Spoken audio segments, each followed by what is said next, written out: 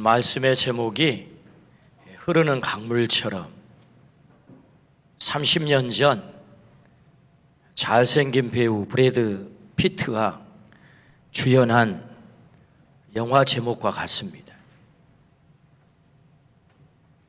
사진을 한번 보여주시겠어요? 우리가 많이 보던 그런 장면이죠. 아버지와 두 아들이 강에서 낚시를 하고 있습니다.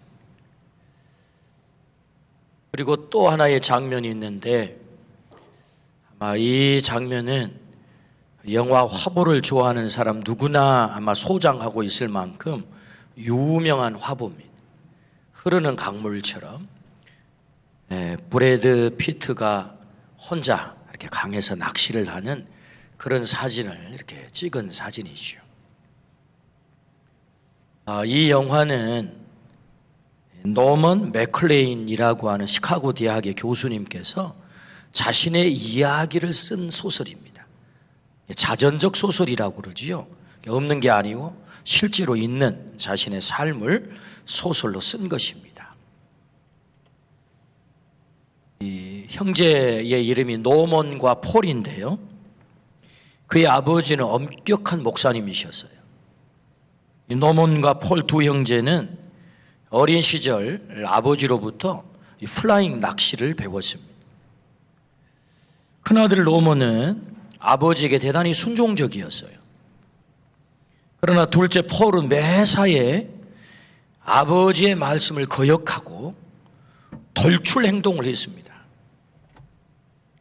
노먼은 대학 교수가 되고 폴은 거친 인생을 살다가 도박에 빠져서 큰 빚을 지게 되고 젊은 날에 살해를 당하게 됩니다. 목사님 아들이.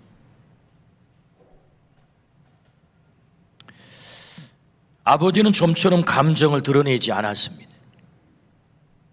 아들 폴이 죽고 난 한참 후에 죽은 아들에 대해서 그는 이렇게 회상을 합니다. 그는 참 아름다웠다라고 아들을 회상을 해요. 근데 살아있을 때는 그 말을 못했다 그 말입니다. 그리고 죽은 아들을 그리워하며 교회 강단에서 설교 중에 아들을 회상하는 말을 하게 됩니다. 회한에 잠겨 이렇게 말하는데 이 말이 명대사가 됐어요. 한번 들어보십시오.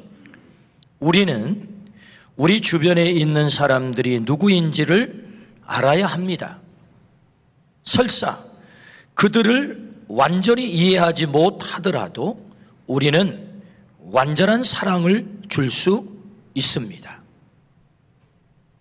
명언이 됐어요. 아버지는 거역하고 돌출 행동을 하는 아들 폴을 이해할 수가 없었습니다.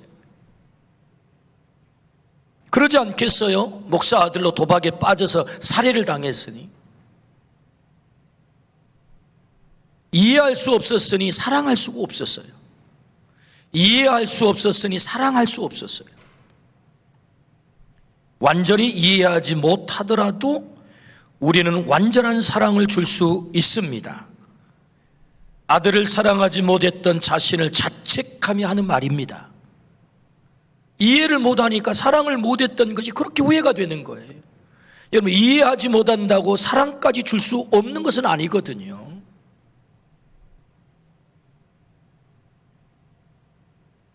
흐르는 강물처럼 아카데미 촬영상을 받은 상이지요. 아름다운 영화입니다. 영화가 말하려고 하는 바는 모든 것은 강물처럼 흐른다입니다. 저는 이 제목에 제가 해석을 붙여 다시 제목을 하나 붙여본다면 강물처럼 흐르게 하라. 신앙적인 제목을 한 번 더 붙여본다면 신앙을 강물처럼 흐르게 하라. 그런 제목을 붙여볼 수 있을 것 같아요. 사람도 강물처럼 흐릅니다. 신앙의 관점에서 영화를 들여다보면 어떤 사람은 신앙이 잘 흘러 대양에 이르는 명문 가문을 이룹니다. 그러나 또 어떤 사람은 신앙이 흐르지 못하여 그 강이 말라버리는 사람도 있습니다. 마치 폴처럼.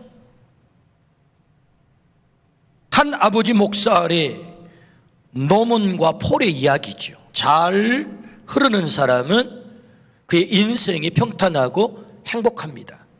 그러나 잘 흐르지 못한 사람은 불행하게 되죠. 우리 한결같은 꿈이 있다면 내가 가진 신앙이 내 자녀들에게, 손자, 손녀들에게 대물림 되는 것입니다. 흐르는 강물처럼 대대로 신앙이 흐르는 거죠. 오늘 본문은 흐르는 강물처럼 신앙이 흘러 신앙의 명가를 이룬 가족의 이야기입니다. 오늘 본문 말씀을 통해서 흐르는 강물처럼 신앙이 자자손손 흘러 우리의 자녀들이 그렇게 멋진 인생을 살기를 주의 이름으로 축원합니다. 아멘. 그렇다면 왜 신앙이 흐르는 강물처럼 되어야 할까요? 그 첫 번째는 신앙이 진짜 복이기 때문입니다. 마태복음 1장 1절 말씀에 아브라함과 다윗의 자손 예수 그리스도의 계보라. 오늘 본문의 말씀도 아브라함으로부터 5대 이야기가 나옵니다. 믿음의 5대 이야기. 세상에 가장 복받은 족보이죠. 아브라함에서부터 예수님까지 42대 족보가 나옵니다. 족보에 등장하는 모든 사람이 다 훌륭했다 말할 수 없습니다. 그러나 분명한 것은 아브라함으로부터 흘러내려온 신앙을 통해서 하나님의 약속, 땅의 모든 족속이 너로 말미암아 복을 얻을 것이라 창세기 12장 3절이 성취됐다는 거죠. 신앙의 대물림은 복의 대물림입니다. 신앙의 대물림은 복의 대물림이다. 아브라함 신앙이 이삭에게, 야곱에게, 그리고 요셉에게, 므낫세와 에브라임 12지파에게 흘러내려 그 가문이 예수님의 계보를 이루게 되고 명문 가문을 이루게 됐다. 결국 신앙의 대물림은 복의 대물림이다. 그것을 예수님의 계보를 통해서 우리에게 말씀하고 있죠. 창세기 13장에서 아브라함과 롯이 갈라섭니다. 함께 더 이상 같은 자리에서 거주할 수 없었기 때문에. 그래서 아브라함이 롯 조카에게 제안하죠. 네가 우하면 내가 좌할 것이고 네가 좌하면 내가 우할 거야. 그래서 롯은 그 땅을 바라보니까 너무 비옥한 요단강 동편 소알 땅이라고 해요. 거기는 소돔과 고모라 성도 있습니다. 얼마나 땅이 비옥하고 농사가 잘 되고 목축이 잘 됐으면 소돔과 고모라 성과 같은 그런 번창한 도시를 이루었을까요? 그래서 롯은 그 땅을 선택해서 가게 되지요. 그런데 안타깝게도 비옥한 땅은 선택했지만 롯의 인생은 거기까지였습니다. 소돔과 고모라 성의 멸망과 함께 그의 아내를 잃게 되고 그의 딸들은 아버지를 잠들게 하고 술 취하게 만들어 아버지의 씨를 받아 모압과 암몬 족속을 이루게 됩니다. 안타깝죠. 신앙이 흐르지 못했던 것입니다. 신앙이 흐르지 못했던 거예요. 아브라함은 헤브론 땅을 받습니다. 아마도 소알 땅과 비교하면 말도 되지 않는 그런 박토와 같은, 옥토가 아닌 박토와 같은 땅이었을 거예요. 그러나 아브라함이 롯에게 제안한 말씀을 보면 네가 우하면 내가 좌하리라. 이 말은 나는 땅을 선택하는 것이 1번이 아니고 하나님을 선택하는 것이 1번이야 라고 했던 거죠. 어떤 땅을 내가 부여받아도, 어떤 땅을 내가 가지게 돼도, 어떤 땅에서 살게 돼도 하나님이 함께 계시면 그 땅이 복받는 땅이 돼. 이것이 아브라함의 믿음이었던 거죠. 그래서 헤브론 땅을 물려받게 됩니다. 하나님으로부터 물려받게 되는 거지요. 그런데 여러분 상상해 보십시오. 이렇게 해서 헤브론 땅 문서를 하나님께 아브라함이 받게 됐어요. 그렇다면 이 아브라함은 그 땅 문서를 몇 대까지 물려줬을까요? 어떻게 자손에게 계속해서 이 땅 문서를 물려줬을 것 같습니까? 여러분 우리가 알다시피 요셉 때에 이스라엘 백성은 애굽의 노예가 됩니다. 물려줄 땅 문서가 사라졌어요. 여러분 기억하십시오. 물려줄 땅 문서가 사라졌다고. 로마에게 이스라엘이 멸망당한 이후에 2000년 동안 그들은 나라를 잃고 세계에서 유리방황했습니다. 그들에게는 물려줄 땅 문서가 사라졌습니다. 땅은 받았지만 물려줄 땅 문서가 없어진 거예요. 지금 무슨 얘기를 하고 있는 것입니까? 우리의 자녀들이 복받고 잘 살도록 하기 위해서 우리는 뭔가 자녀들에게 물려줘야 된다고 생각합니다. 그 1번 물려줄 게 뭐죠? 땅 문서죠. 집 문서죠. 그래, 이 땅 문서 자식에게 물려주면, 이 집 문서 자식에게 물려주면 천년만년 복받고 잘 살 거야 라고 우리는 생각을 합니다. 근데 아브라함이 물려받은 헤브론 땅은 몇 대를 가서 사라졌을까요? 이스라엘이 물려받은 그 땅은 몇 대를 가서 사라졌을까요? 여러분, 그 땅 문서가 오래 전수되지 못합니다. 물려줄 수도 없었죠. 그렇게 물려준 재산은 몇 대를 갈까? 여러분 한번 생각해 보십시오. 아버지 아브라함은 아들 이삭에게 목숨을 걸고 물려준 게 있었습니다. 그게 무엇입니까? 땅 문서가 아니라 하나님, 신앙을 물려준 줄로 믿습니다. 땅 문서가 아니었다고요. 하나님을 물려줬다고요. 아버지 아브라함은 하나님께 목숨을 걸었습니다. 이삭은 그런 아버지로부터 신앙을 대물림 받은 거죠. 이삭에게 가장 큰 재산은 하나님 존재 자체였습니다. 창세기 26장 12절에서 13절, 이삭이 그 땅에서 농사하여 그 해에 100배나 얻었고 여호와께서 복을 주심으로 그 사람이 창대하고 왕성하여 마침내 거부가 되어, 성경은 복의 출처를 정확하게 말씀하지요. 그가 땅 문서를 물려받았기 때문에 복받았다는 얘기가 아니고 하나님께서, 여호와께서 이삭에게 복을 주어, 누가 복을 줍니까? 여호와께서 이삭에게 복을 주는 거예요. 그래서 그가 창대하고 왕성하며 마침내 거부가 되었다라고 말씀하지요.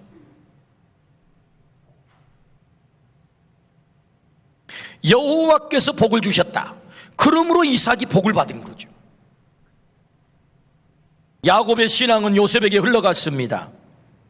요셉의 어린 시절은 불우했죠. 동생 베냐민을 낳다 엄마가 죽었습니다. 형들에게 왕따를 당하고 급기야 인신매매를 당합니다. 노예가 되었습니다. 누명을 쓰고 감옥에 들어갔습니다. 그럼에도 불구하고 그가 놓치지 않는 것이 하나 있는데 그게 누굽니까? 하나님입니다. 그가 하나님을 믿었기 때문에 형제들에게 사랑받았다는 얘기가 아니잖아요. 인신매매 당하지 않았다는 얘기가 아니잖아요. 노예가 되지 않았다는 얘기가 아니잖아요. 감옥에 들어가지 않았다가 아니잖아요. 믿음은 있었어요. 하나님을 믿었어요. 그럼에도 불구하고 감옥은 들어갔어요. 불우한 어린 시절이 있었단 말입니다. 그럼에도 불구하고 하나님을 그가 놓치지 않았어요. 때문에 하나님은 그 요셉을 축복하셔서 애굽의 총리가 되게 한 줄로 믿습니다. 하나님이 요셉을 지킨 거죠. 신앙이 요셉을 지킨 거죠. 그 험악한 감옥 속에 들어가서도 하나님이 지켰다. 신앙이 그를 지킨 거죠. 야곱이 뭘 물려줬습니까? 요셉에게 땅 문서 물려준 거 아닙니다. 집 문서 물려준 거 아니에요. 여러분, 요셉은 노예로 팔려갔다고요. 어디 받을 땅 문서가 있었겠어요? 어디 집 문서가 있었겠어요?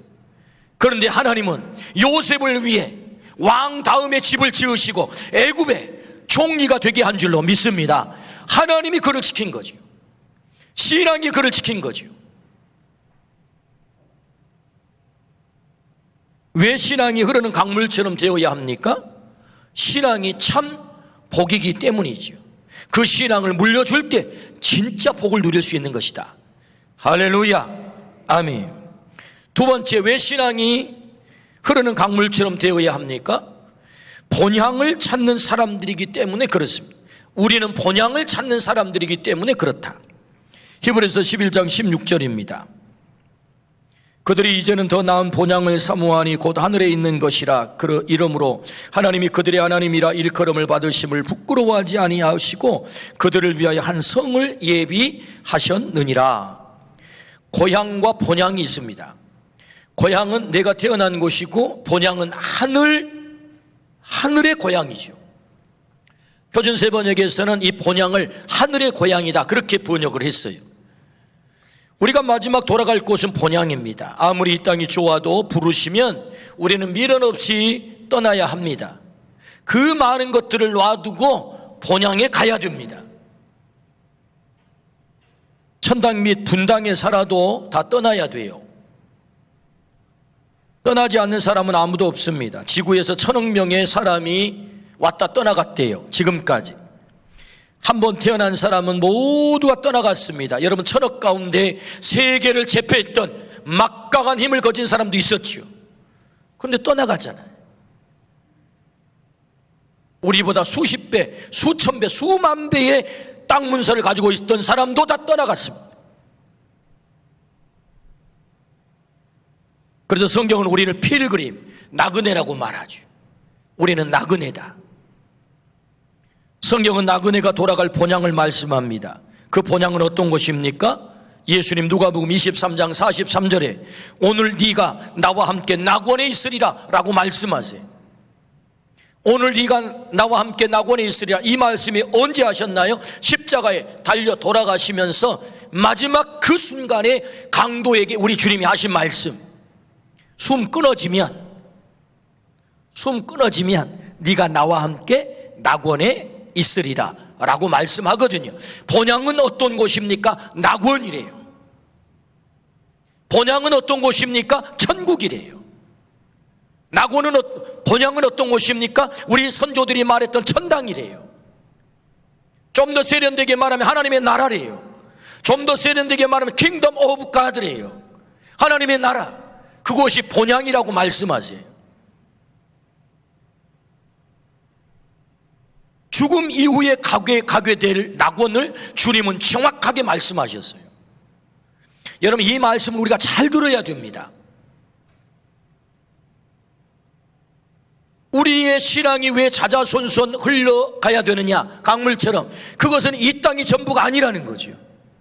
우리가 가야 될 본향이 있다는 거죠. 우리 부모님들이 가 계신 그곳, 내가 가서 함께 영원히 살 곳, 내 자녀들과 내 후손들이 영원히 함께 살아야 될 본향이 있다는 것입니다. 여러분, 이 본향에 함께 가야 되지 않겠습니까? 사람들은 이렇게 말합니다. 죽음 이후에 낙원, 이 본향 천국을 말하면 혹세무민하기 위해서 본향 천국을 말하는 것이다 라고 이렇게 말하는 사람이 있어요. 혹세무민하기 위해서. 또는 어떤 사람은 천국을 말하는 것은 현세가 너무 고통스러우니까 피안의 세계로 도피하도록 마약과 같은 종교, 마약을 주입하는 것이다 라고 왜곡하는 사람이 있어요. 속지 말아야 됩니다. 여러분, 우리의 현세가 너무 고통스러워서 내세를 강조하여 피안의 세계로 우리를 도피시키기 위해서 여러분, 이 낙원을, 천국을 말하는 게 아니에요. 주님이 말씀하시잖아요. 낙원이 있다고. 정확하게 우리를 도피시키는 마약과 같은 말씀이 아니고 실제한다. 본향은 실제한다. 천국은 실제한다. 할렐루야. 이 믿음이 있어야 된다. 이 믿음이.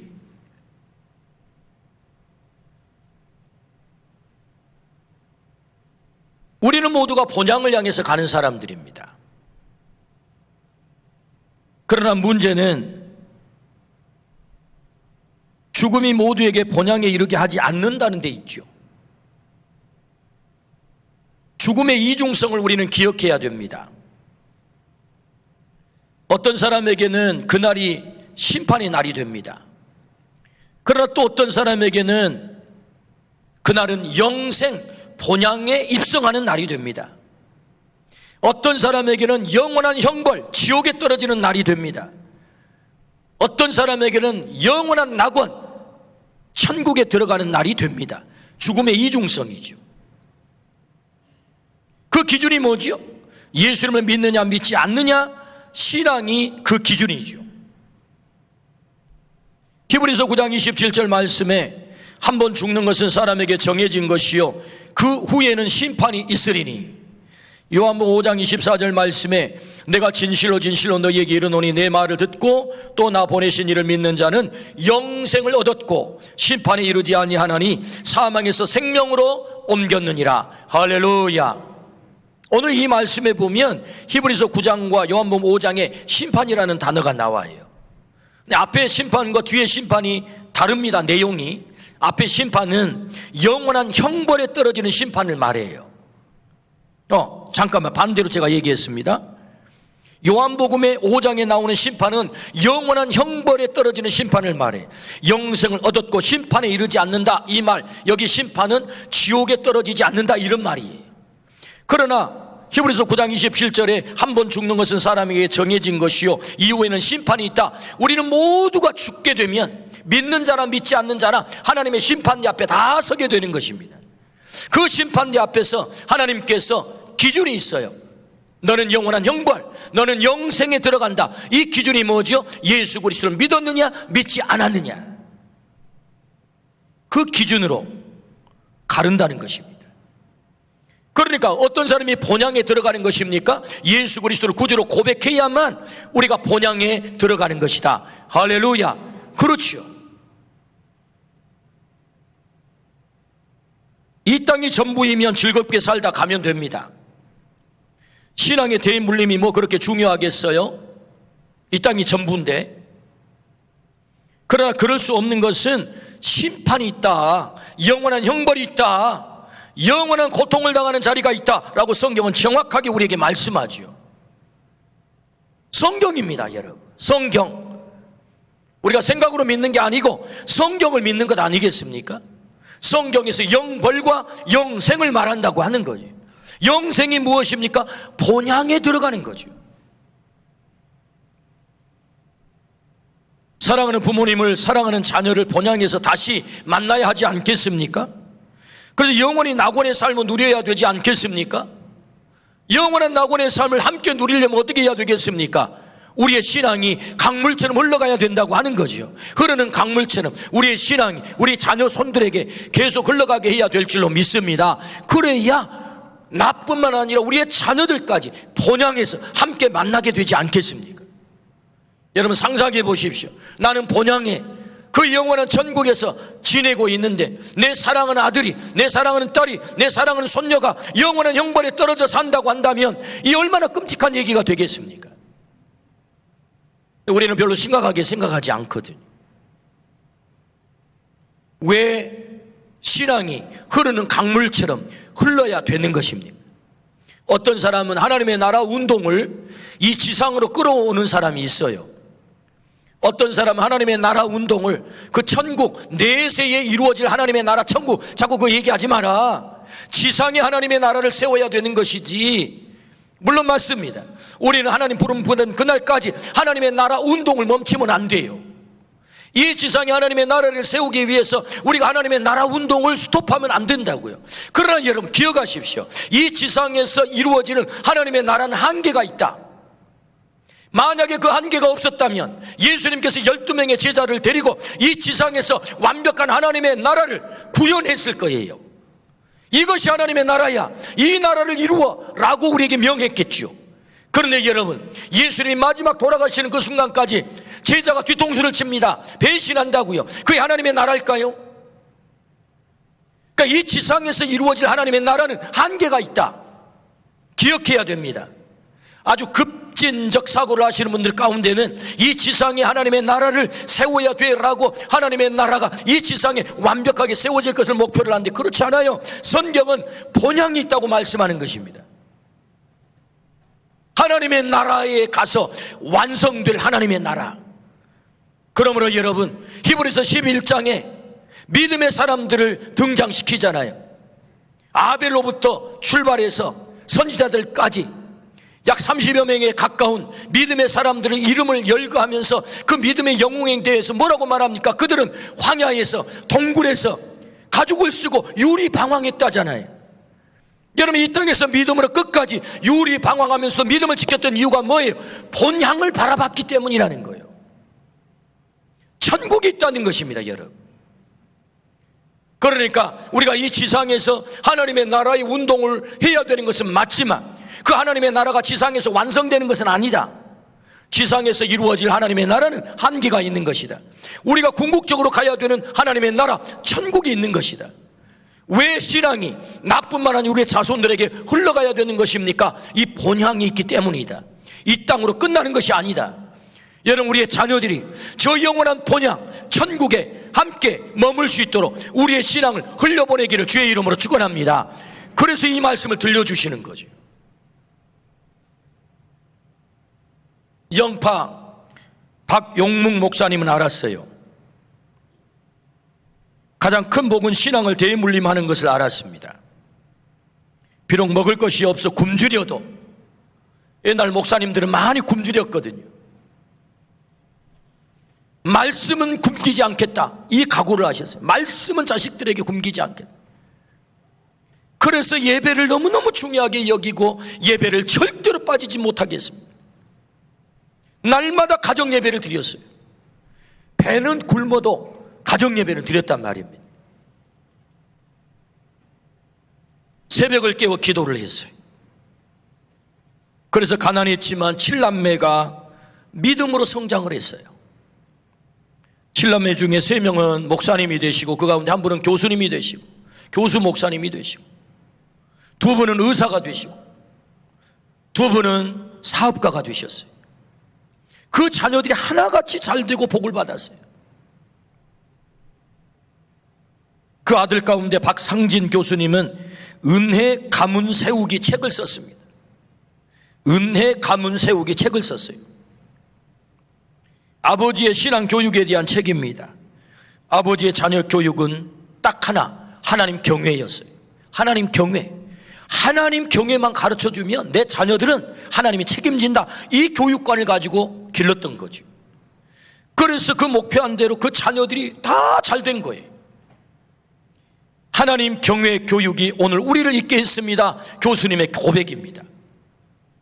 그 아들 중에 한 명인 안양 샘병원 박상은 원장님이 계세요. 아프리카 미래재단을 설립해서 그 대표를 맡고 있습니다.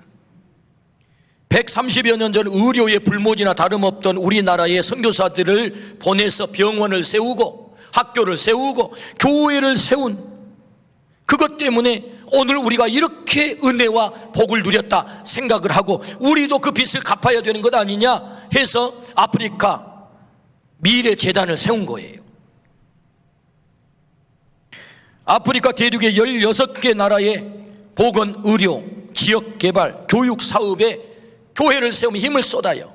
학교를 세우고 병원을 세우고 교회를 세우고. 그래서 무려 1년이면 거의 매년 40억 가까운 돈을 매년 지원을 하고 씁니다. 왜 돈을 법니까? 멋지잖아요. 병원에서 왜 돈을 법니까? 멋지잖아요.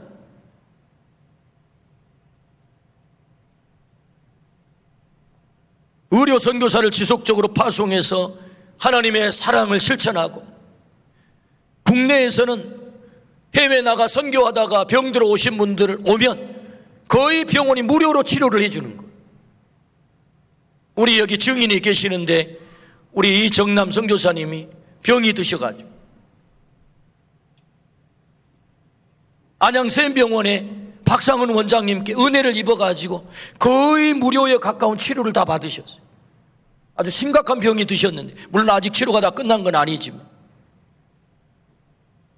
멋지잖아요.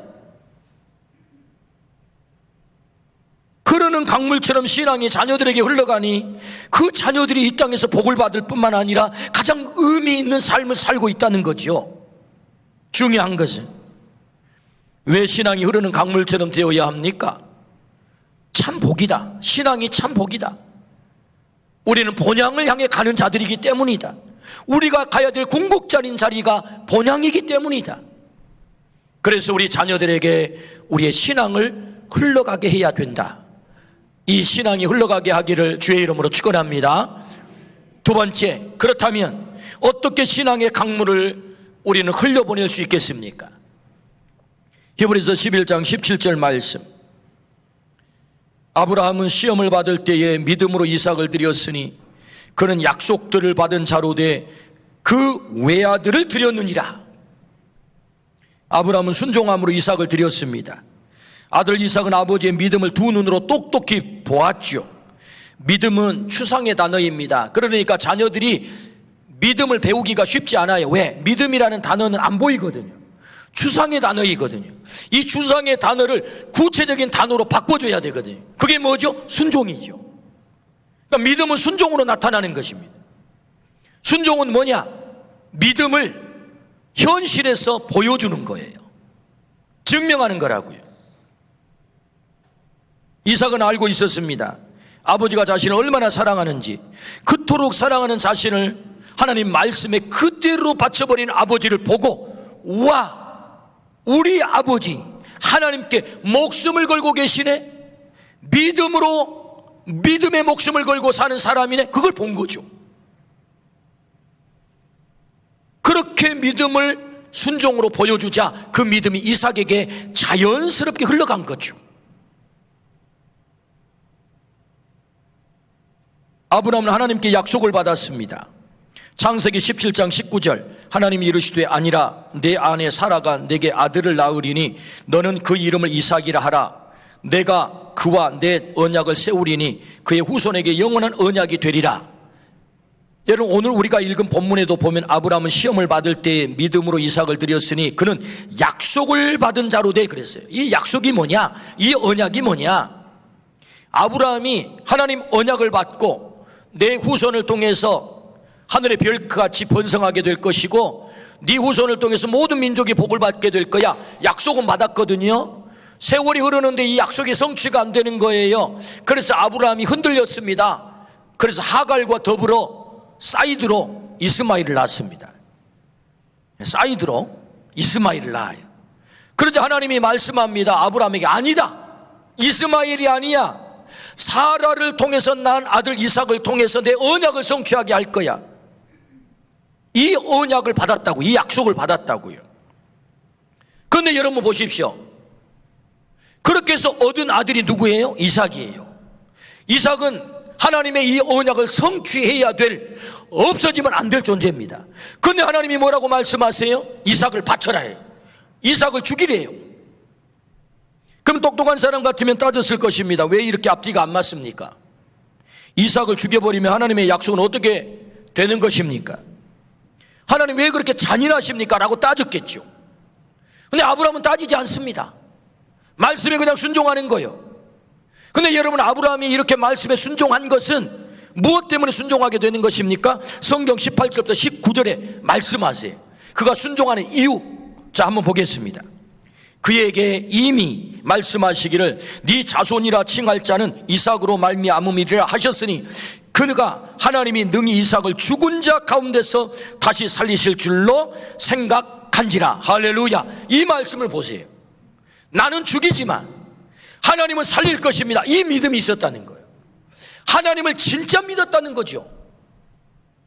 하나님이 약속하셨어. 이삭을 통해서 모든 민족이 복을 받게 하겠다고.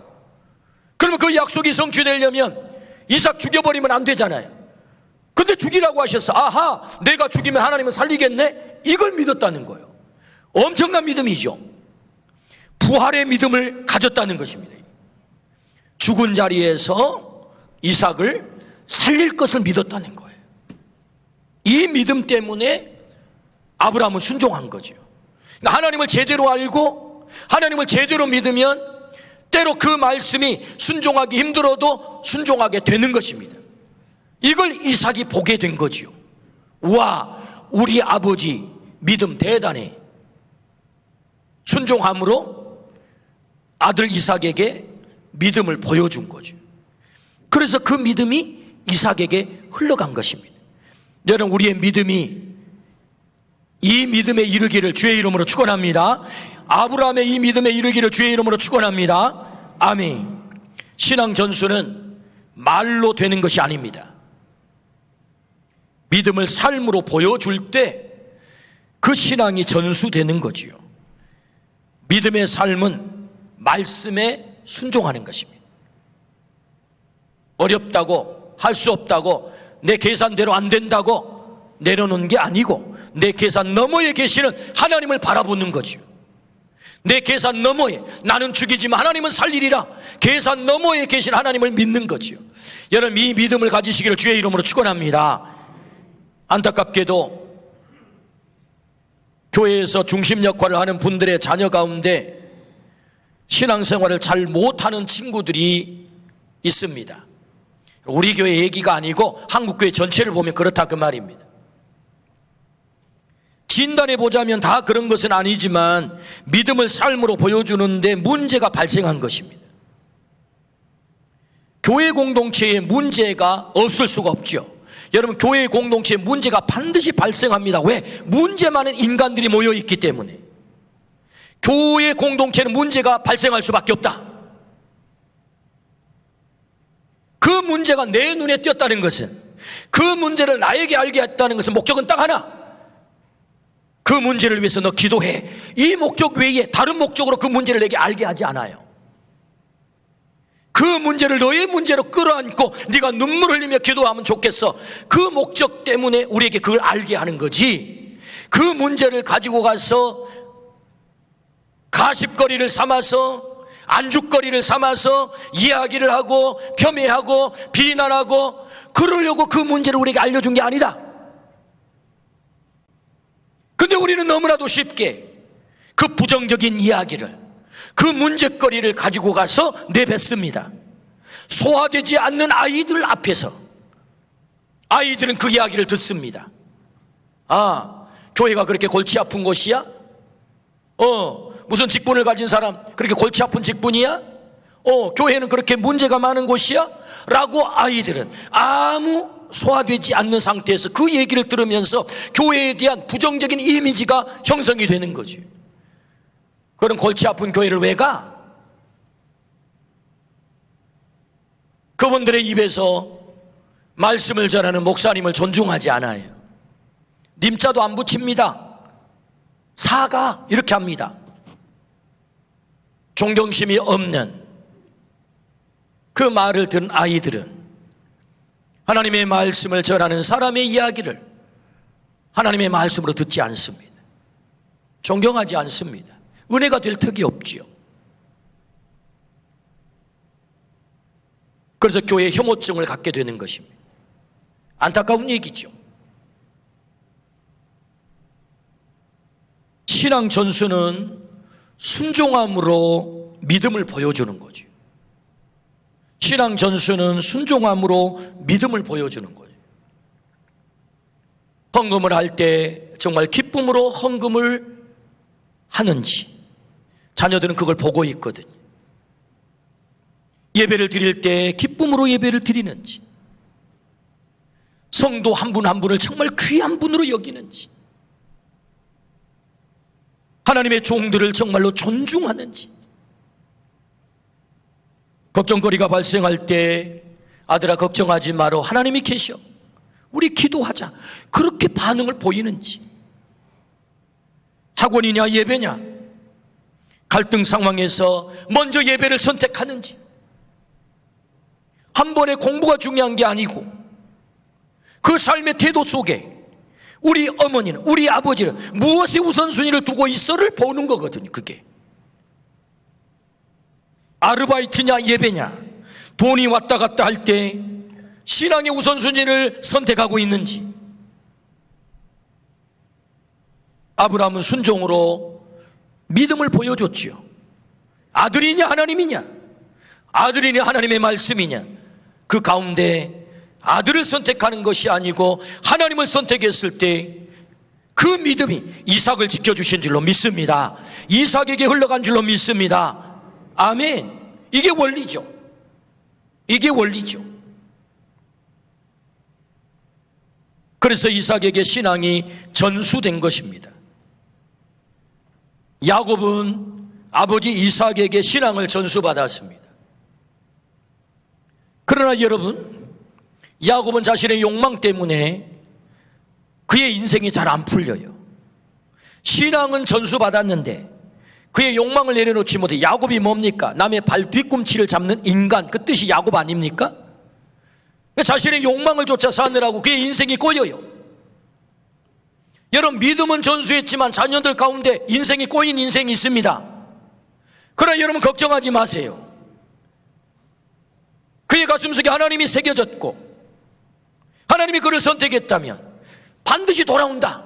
여러분, 야곱의 인생을 한번 보십시오. 이삭이 정말 착하고, 여러분 이삭은 착한 사람이거든요. 믿음이 좋은 사람이에요. 아들 야곱에게 믿음을 전수했거든요. 그런데 야곱은 자신의 욕망을 내려놓지 않았거든요. 그래서 한없이 인생이 꼬이고 방황 가운데 살아가게 돼요. 근데 여러분, 그 방황의 세월이 20년입니다. 20년. 마침내 야곱이 돌아옵니다. 야복강 나루에 그 하나님을 만나게 되지요. 하나님이 그를 만지기 시작하지요. 하나님께서 야곱을 어떻게 바꿔놓습니까? 야, 너 이제는 야곱 아니다, 이스라엘이야. 네가 한 나라가 돼야 되겠어. 너는 나와 겨루어 이긴 자야. 하나님께서 야곱을 이스라엘로 바꿔버린 줄로 믿습니다. 뭘 말씀합니까? 우리가 그렇게 이해를 써서 하나님의 말씀에 순종하여 자녀들에게 신앙을 전수한다고 하지만 자녀들이 우리의 뜻대로 다 그 믿음대로 살지를 않아요. 세상 속에 나가 방황하기도 한단 말입니다. 마치 폴처럼, 목사님의 둘째 아들 폴처럼 말이에요. 그러나 여러분 걱정하지 마십시오. 야곱을 하나님께서 어떻게 만드세요? 그를 다시 돌아오게 만드세요. 그래서 그를 이스라엘로 만들어 놓는 것입니다. 하나님은 살아계시기 때문에, 다만 그 속에 하나님이 새겨져 있고 하나님이 그를 선택했다면 하나님은 절대로 우리 자녀들을 망하는 자리에 내버려 두지 않는다. 하나님은 야곱을 되돌이켜 그를 회복시켜 하나님의 사람으로 멋지게 이스라엘 나라로 삼아주신 줄로 믿습니다. 아멘. 중요한 것은 오늘 그의 가슴 속에 하나님을 새기는 거죠. 하나님을 새기는 것입니다. 이삭이 야곱의 가슴팍에 하나님을 새긴 것처럼 오늘 우리가 우리의 자녀들의 가슴팍에 하나님을 새기기를 주의 이름으로 축원합니다. 아멘. 나에게 어떻게 신앙이 전수되었을까? 저는 그걸 한번 역사를 따져봤어요. 이 김원웅, 나에게는 어떻게 하나님이 전수됐을까? 신앙이 전수됐을까? 할아버지는 맥컬리 선교사로부터 복음을 듣고 예수님을 믿게 됐습니다. 증조 할아버지는 우리 할아버지를 쫓아내셨어요. 이유는 제사밥 못 얻어먹는다는 이유 때문입니다. 큰 아들이었음에도 불구하고 한 푼의 재산도 받지 못하고 예수 믿는다는 이유로 쫓겨났어요. 할아버지는 믿음을 지켰습니다. 아버지에게 신앙을 전수했지만 제 아버지는 방황하기 시작했습니다. 젊은 날에 방황했어요. 방황이 길었습니다. 믿음 좋은 어머니를 우리 아버지에게 붙이셨어요. 그리고 긴 방황을 끝내시고 회심하고 아버지는 돌아오셨어요. 회심하고 돌아온 순간부터 아버지는 교회에 올인하셨어요. 마침 그때 모교회가 예배당 건축을 하고 있을 때입니다. 날마다 교회 출근하는 것입니다. 날마다 교회 일을 하는 거예요. 교회 일이 당신 일이었어요. 저는 그 모습을 보고 자란 것입니다. 어머니는 평생에 새벽을 깨워 기도하셨습니다. 제가 아플 때는 새벽에 다녀오신 어머니는 제 머리에 손을 얹고 기도를 하면 눈물방울이 제 얼굴에 뚝뚝 떨어져 그 눈물방울에 제가 눈을 뜨곤 했습니다. 결혼 문제로 고민할 때 어머니는 즉각 산으로 달려가 3일 금식 기도를 했어요. 그리고 돌아와 저에게 하시는 말씀, 걱정하지 마라, 하나님이 정한 짝이다 라고 말씀을 하셨어요. 어머니를 떠올리면 기도하는 모습이 제일 먼저 떠오릅니다. 신앙은 제게 그렇게 전수가 된 거예요. 신앙은 그렇게 저에게 전수가 된 거예요. 저도 이 무거운 책무를 지고 있습니다. 내 아들들에게, 내 손녀들에게, 내 손자들에게 이 신앙을 흘려보내야 되겠지요. 어떻게 우리의 신앙이 흐르는 강물처럼 우리 자녀들에게 흘러갈 수 있을까요? 그것은 순종함으로 믿음을 보여줘야 합니다.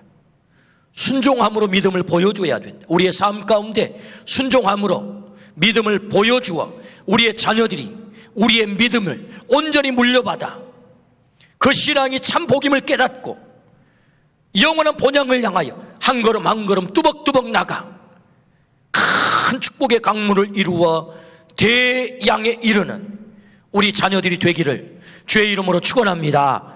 아멘.